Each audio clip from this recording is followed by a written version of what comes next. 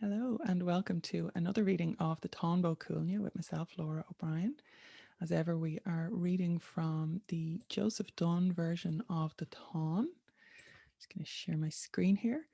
And we are working with this translation from 1914. And if you are new to this video, if this is your first episode of the Táin, then please go back. The links to the full blog post and for context, and the playlist are down below and should appear up here somewhere as well, about a minute into the video.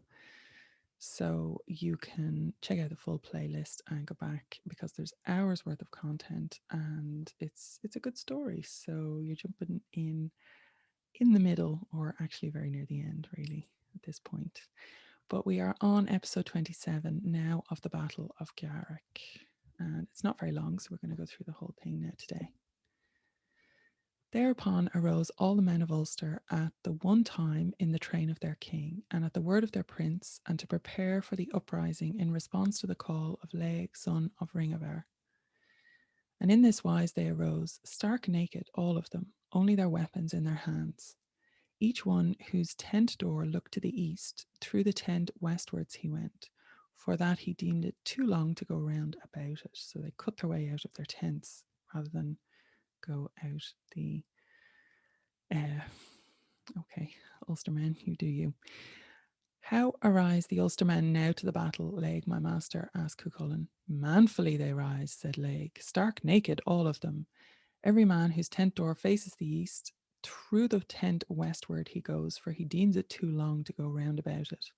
I pledge my word, cried Cuchulainn, at a fitting hour have they now in the early day risen around Concord. Then spake Concord to Seneca, son of Aliel.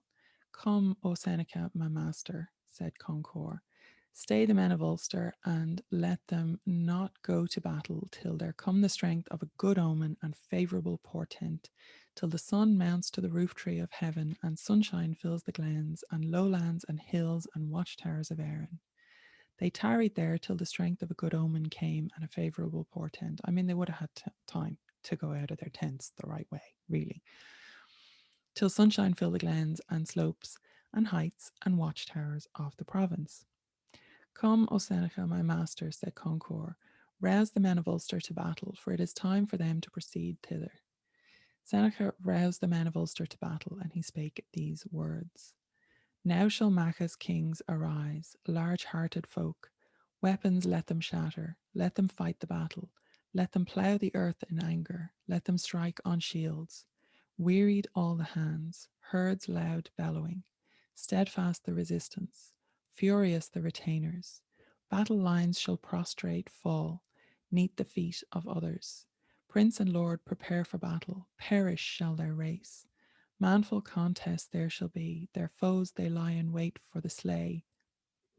For their foes they lie in wait for, and slay them all today. Deep draughts of blood they drink, grief fills the hearts of queens. Tender lamentations follow, till soaked in blood shall be the grassy sod, on which they're slain, to which they come. If for Coolney's kine, let it be, let Macha's kings, let them arise. Not long was Laeg there when he witnessed something. The men of Erin all arising at one time, taking their shields and their spears and their swords and their helmets, and urging the men of war before them to battle. The men of war would be the battle engines, the war machinery, basically, towers and such.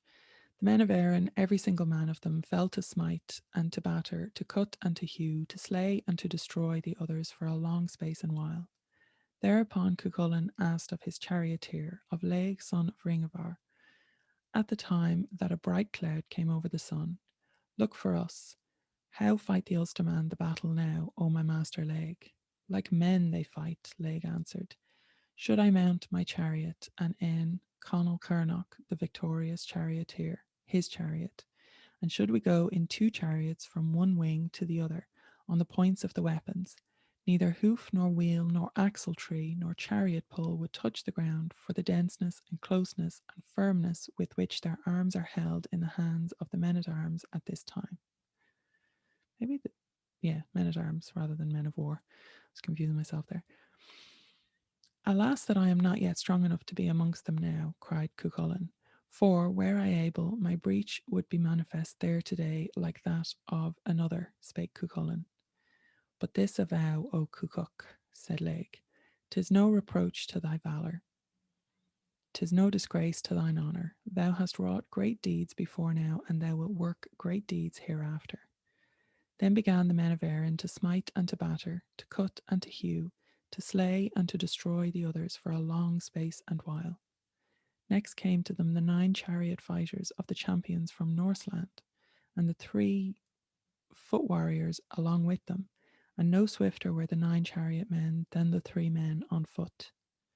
Then came to them also the governors of the men of Erin, and this was their sole office with Maeve in the battle, to smite to death Concord if it were he that suffered defeat, and to rescue Alil and Maeve if it should be they were defeated. And these are the names of the governors. And there's nothing else after that. Let me just check what we have at the start of. Yeah, so 27a, we will go into the names of the governors. That's a slightly longer one. So we get to that the next day. So thank you very much again for joining me on our Táin journey. And I will see you in the next video. Make sure you like, subscribe, do all the good stuff, and let YouTube know that you enjoy this content. Gur mágat, agus slán go fóill.